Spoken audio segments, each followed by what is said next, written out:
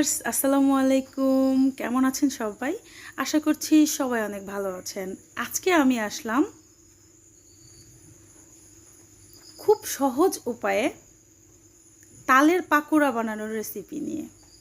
চলুন আমরা একে একে সব কিছু রেডি করে নিচ্ছি।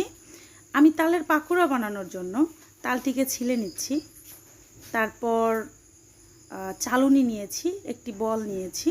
আমরা এখন তালগুলো চেলে রস বের করব।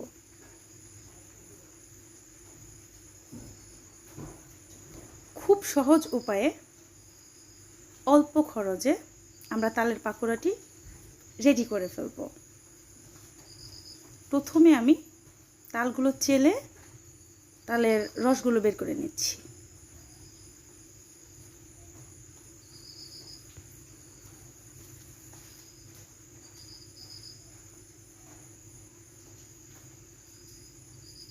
হালকা একটু পানি দিয়ে চেপে চেপে আমি তালগুলো রস করলাম।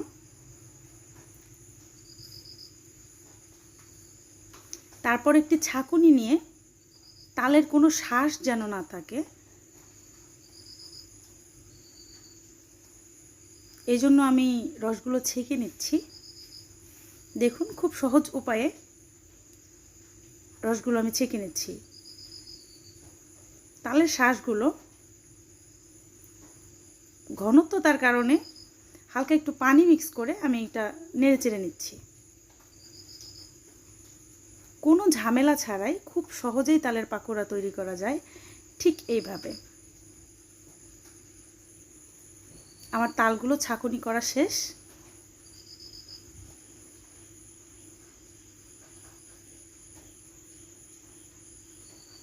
এবার আমি তালের রসের সাথে নিয়ে নিব পরিমাণ মতো চাউলের গুঁড়া।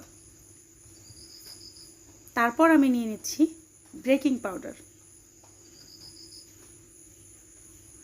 দিয়ে দিচ্ছি স্বাদ মতো লবণ।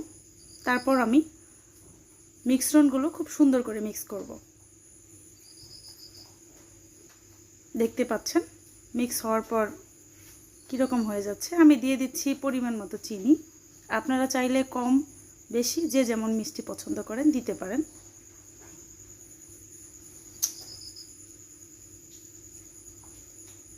এগুলো মেখে আমি 5 মিনিটের জন্য ঢাকা দিয়ে রেখেছিলাম চিনিগুলো মিক্স হওয়ার জন্য।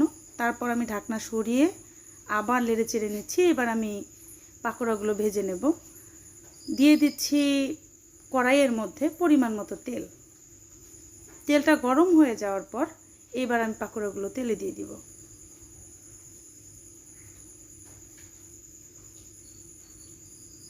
দেখুন কত সুন্দর কুড়মুড়ে ক্রিজি হয়েছে আমার পাকোড়াগুলো।